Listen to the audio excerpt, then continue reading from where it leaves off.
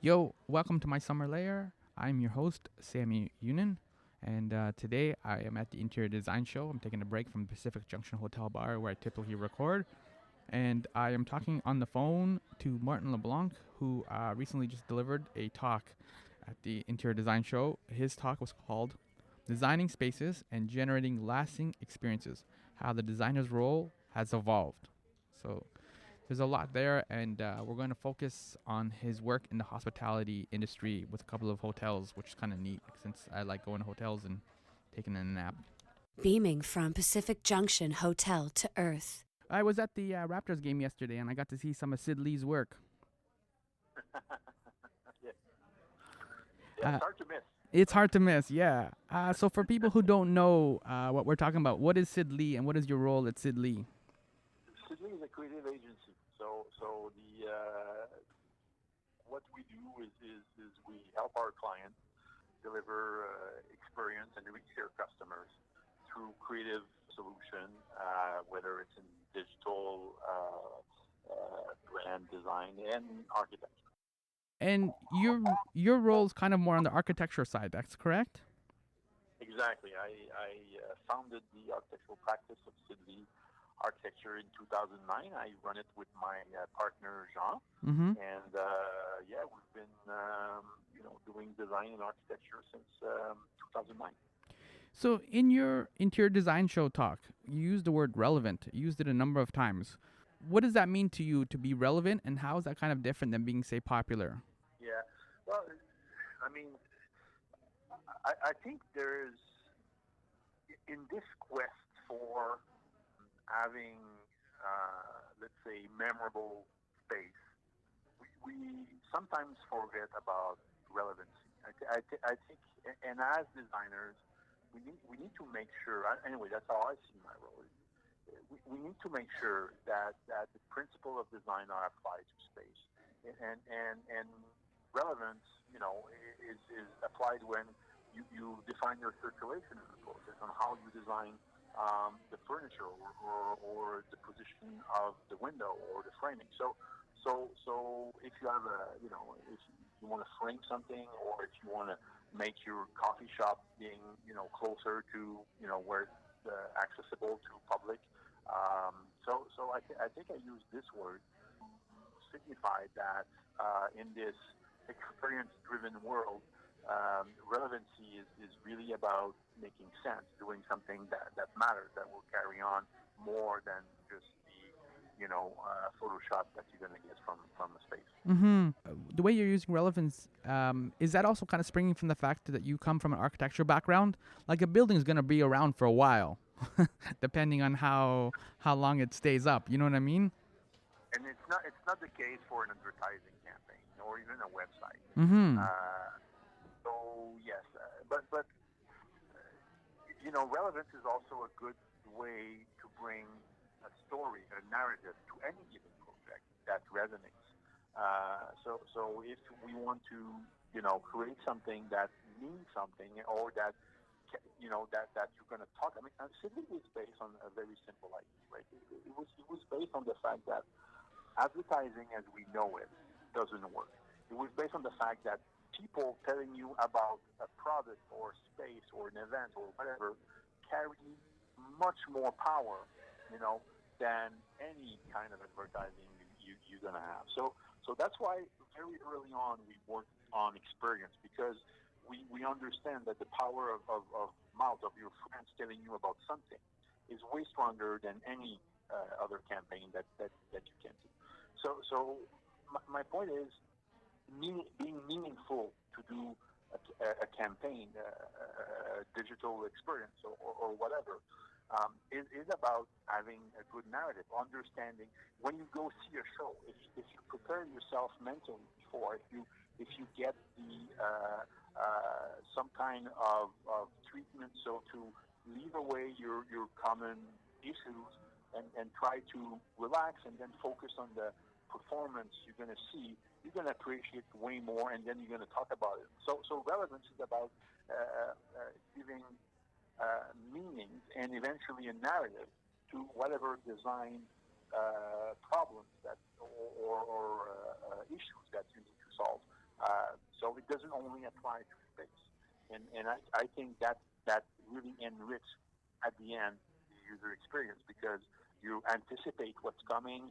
You really build on because of what you learn, and then you have the experience or you live something that will eventually be meaningful, and you will talk to it to your friends.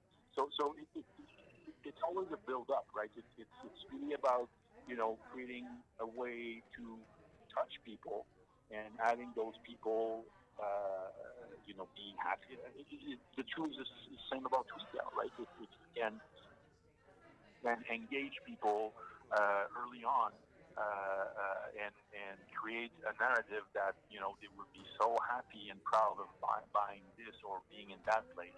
I think that not only benefits our clients, which are mostly private companies, but also people living or experiencing whatever product or space they're showcasing. And when you're talking about like building a narrative or establishing a narrative, you're talking about things like, for example, when you work with the W hotels or some hotel industries, how people go in, how they check in, how they check out, how they kind of deal with the concierge, all those kind of things, right?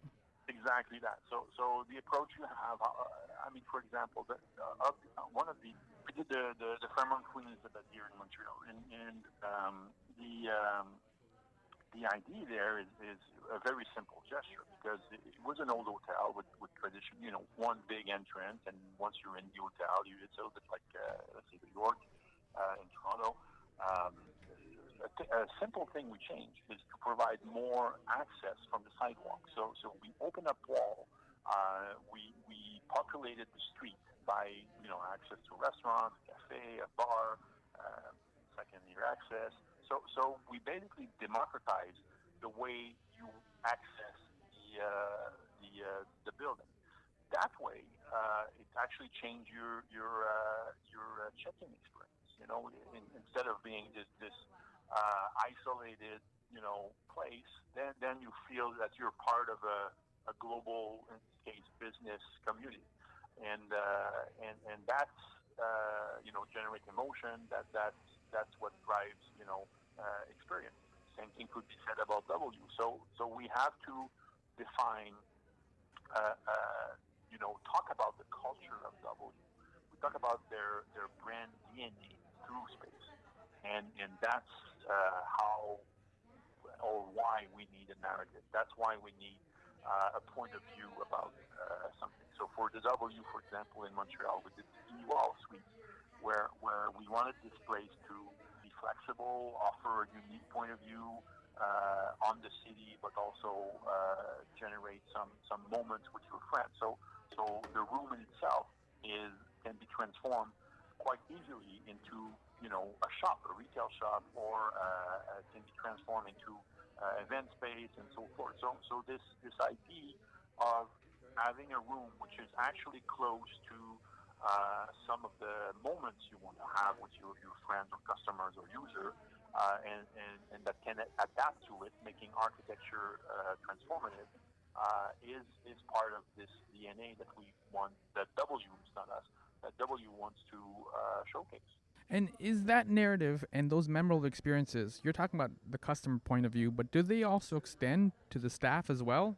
Do the staff need a narrative so they can share the narrative? Does that make Very good. sense? It's a very good question. I don't know if you were there yesterday, but sometimes, because as I said, experience is a word which is used a lot, but basically it talks about focus on users and customers. And for that reason, I really embrace it because many times I think in our design disciplines and architecture disciplines, we tend to focus on operation. We tend to focus on return and efficiency. And this, let's say, experience movement force our clients to be focused on users and customers. But that being said, staff is a very good question. The employees, how do they participate? How do they feel something? So my point of view on that is what I tell to clients, whether they're designing office, retail, or hotel, is that your people are the best and sometimes only ambassador to your brand.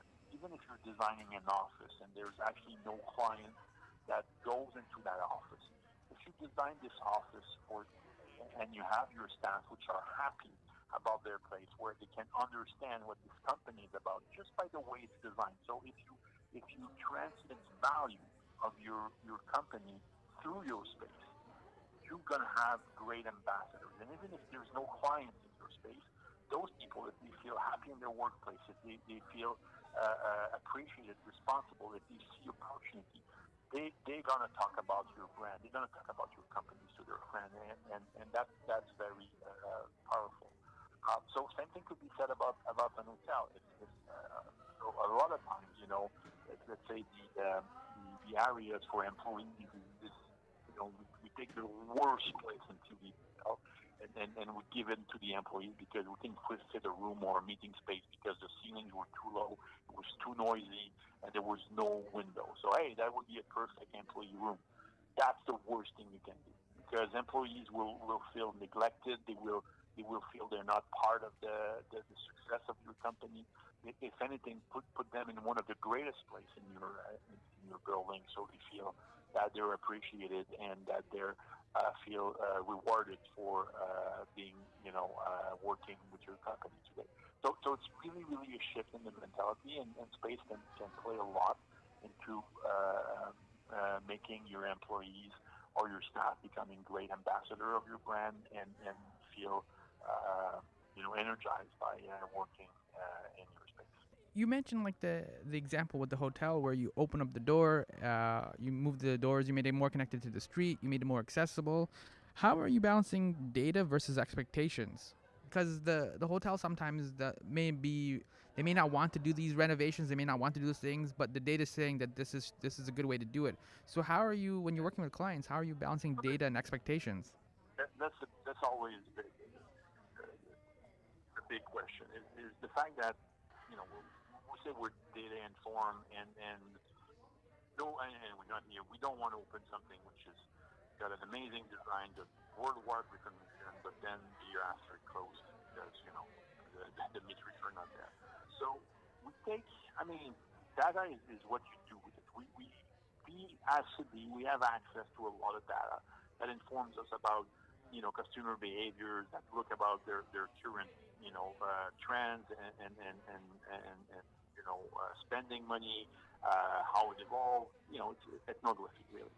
But what you do with it and how you apply it to a given problem is that's the tricky part because it's based on experience. We start scenarios. We validate it as much as possible, and then we propose. Everything we propose is always a prototype. But what's helping us right now to answer your question? How basically the question is what justifies such an investment to transform something? Well, it's because in most of industry there's always new players, new things that basically ask this given industry to change and transform and adapt. Most companies that come see us, well, it's because something is not working. Nobody is doing a renovation for the sake of renovations because, well, when we studied, for example, the Queenie or lots, we looked at the possibility to actually cut the hotel in half and have like condos. And then we found the opportunity because of the data to make this place one of the greatest business hub in Montreal. So we focus on the business clientele, but then the business clientele in Toronto, Montreal, Ottawa, or Boston is totally different. We don't have the same type of business people. So what we think of the business clientele, well, it may be different here. So we basically start to study, their needs of the Montreal business clientele and try to propose a place about what we've heard would be necessary or would convey their hopes. And I think we succeeded because we didn't, a lot of hotels, they want to be local. So they want a local flavor and they want people to express as much as possible the city in which they're located. So their customers can, have a glimpse of, let's say, Montreal when they travel.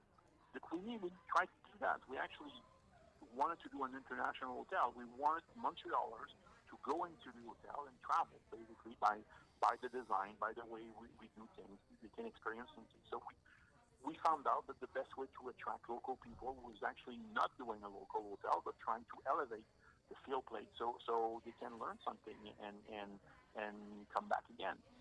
So basically, we wanted the hotel to challenge given expectation.